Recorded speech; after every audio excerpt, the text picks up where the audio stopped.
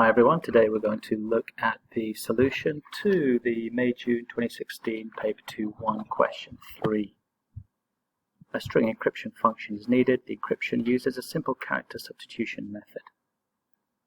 So basically what's happening here is the substitution uses the 7-bit ASCII value for each character. This value is used as an index for a one-dimensional array lookup which contains the substitution characters. For example, A has the ASCII value 65. Array element with index 65 contains the character Y. So just to try and explain what the heck that's talking about, here I have a string. I'm going to take that character A and I'm going to find its ASCII value. The ASCII value of A is 65, so we come to the lookup array. We go to index 65 and that contains the substitute character.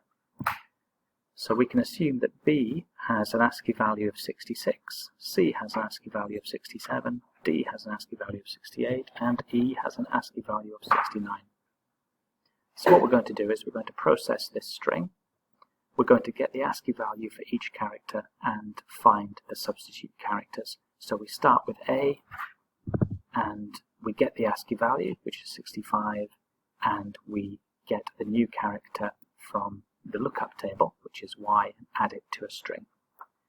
Then we go to the next character in the array, in the string, which is B. That has an ASCII value of 66. We find that in the table, which is T, and that's added to our output. We then continue. We go to C, which has an ASCII value of 67. We go to index 67 in the lookup table, and we get the value and add it to the output string. Okay. D will be S, and E will be Z. And this is the encrypted string that will be returned by the function. So we're being asked to complete some pseudocode. Well, first of all, function encrypt string will receive two parameters, the original plain text string and the 1D array, which is called lookup. So that's going to be the first thing that we write. Plain text of type string, and I'm just calling this R, which is an array. That should be lookup, shouldn't it? Not R. Let's change that.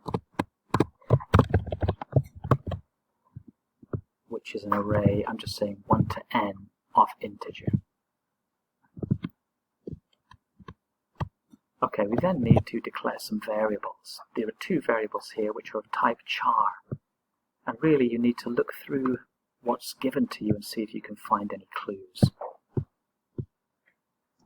Here we've got something called old char, which is a character. And here we've also got something called old char value. That's an ASCII value, so that must be an integer. And here we've got something called new char, which is looking up the substitute character. So we've got two characters here, old char and new char, which haven't been declared anywhere in the program. So I'm going to assume that that's what we're doing here. Then we declare old char value. Well, we're told here that old char value, it's finding an ASCII value. So this is an integer. Remember, ASCII values are these integers that we're using in the lookup indexes. So that is going to be type integer. I've written char, and that's not correct. Let's change that, because that's wrong. Integer. Then we're going to initialize the return string. What is the return string? We've got the plain text string, which is this thing. This is the information that the function is given to encrypt. The return string is the thing that it's returning. Are there any clues? There's this thing here called outstring. Concatenate to outstring. This is the string that's going to store the result.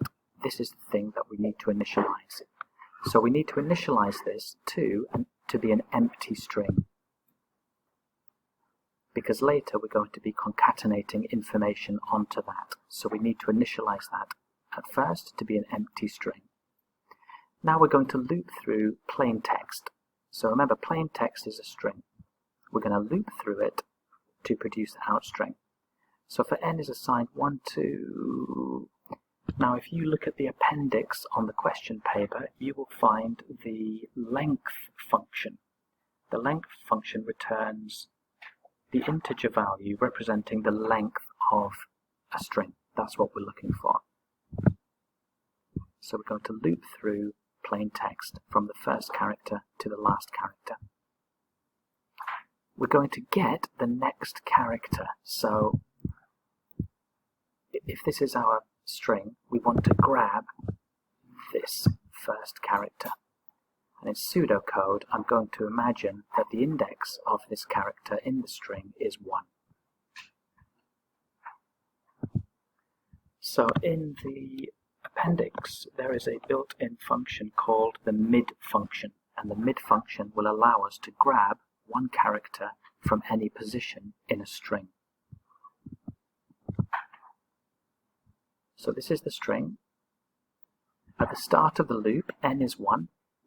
So that's the position of the substring that we're going to grab, and we're only taking one character at a time. So that will allow us to grab one character at a time from the string. Starting at index 1, n is 1, and n will loop through the string.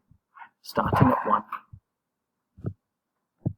then going to 2, and then going to 3, etc., etc., etc. Now we need to find the ASCII value of this character, old char. And in the appendix of the question paper, you will find a function called ASC. It returns an integer of a character. It returns the ASCII value of a character. So we're going to send this character, old char, into the ASCII function, and that will return an integer for us. We're going to use that integer to go into the lookup array. That's the index of what we're trying to find.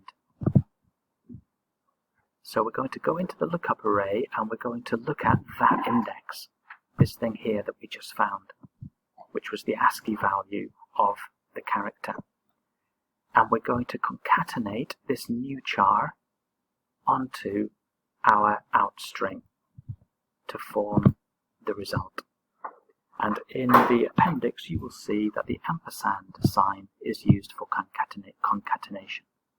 So outstring starts as an empty string, and then we concatenate onto that, for example, A, and then we concatenate onto it B. No, sorry, that's not true.